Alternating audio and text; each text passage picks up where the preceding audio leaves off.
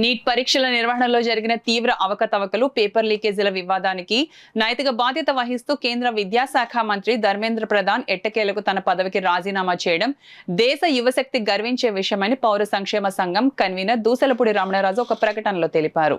ఈ మేరకు medical college వద్ద స్వీట్స్ పంపిణీ చేశారు. సోనం వాంగ్చుక్ చేసిన 26 రోజుల నిరాహార దీక్ష దేశవ్యాప్తంగా లక్షలాది మంది విద్యార్థుల చైతన్యానికి బాట వేసిందన్నారు. విద్యార్థుల భవిష్యత్తుకు చెందిన పోరాటానికి లభించిన విజయంగా ఢిల్లీలోని జంతర్ మంతర్ వద్ద విద్యార్థి సంఘాలు మరియు వివిధ సామాజిక శక్తులు చేసిన సుదీర్ఘ పోరాటానికి దేశవ్యాప్తంగా పెరిగిన పౌర ఆందోళనలకు కేంద్రం దిగిరాక తప్పలేదన్నారు. ఈ లీకేజీల గందరగోళం కారణంగా తీవ్ర మానసిక ఒత్తిడికి లోనే ఆత్మహత్యలు చేసుకున్న విద్యార్థుల కుటుంబాలకు ప్రభుత్వం ప్రకటించిన ఆర్థిక సహాయాన్ని తక్షణమే అందించాలన్నారు. కేవలం మంత్రి రాజీనామాతోనే సమస్య ముగిసిపోలేదన్నారు. నేషనల్ టెస్టింగ్ ఏజెన్సీ విఫలమవడానికి గల కారణాలపై సీబీఐ విచారణ వేగవంతం చేసి బాధ్యులైన విద్యా మాఫియాపై కఠిన చర్యలు తీసుకోవాలన్నారు. వచ్చే ఏడాది నుండి నిర్వహించబోయే జాతీయ స్థాయి పరీక్షల్లో ఎలాంటి లీకేజీలకు తావు లేకుండా పూర్తి సురక్షితమైన కంప్యూటర్ ఆధారిత పరీక్షా విధానాన్ని పటిష్టంగా అమలు చేయాలన్నారు. నీట్ పరీక్షలలో మరి అంత కష్టపడి చదివి పరీక్షలు లీకేజీ కారణంగా రద్దు అయ్యాయంటే ఆ విద్యార్థులు మానసికంగా ఆత్మహత్యలకు గురి చేసుకుంటున్నారు.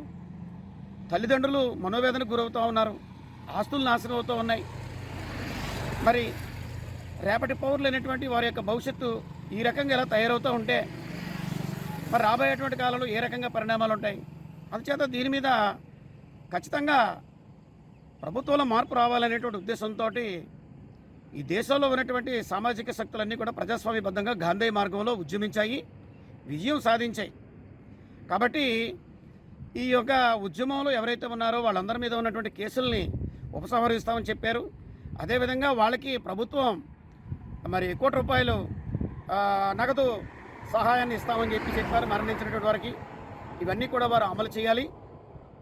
ఇదే కాదు, మరి ఆంధ్రప్రదేశ్లో డిఎస్సి మెగా డిఎస్సీలు కూడా అక్రమాలు జరిగాయని చెప్పి ఆరోపణలు వచ్చాయి. దీని మీద విచారణలు నిర్వహించి దాని మీద పారదర్శకత ప్రజలకు చూపించాలి. కాబట్టి విద్య అనేటువంటిది సామాన్యమైనటువంటి విషయం కాదు. ఇది అవకతవకలకు గురైతే రేపటి ప్రజాస్వామ్య వ్యవస్థ కుంటిపడిపోయేటువంటి ప్రమాదం ఉంటుంది. కాబట్టి ఇది దేశ యువత సాధించినటువంటి విజయంగా వారికి సెల్యూట్ చెప్తోంది పౌర సంక్షేమ సంఘం.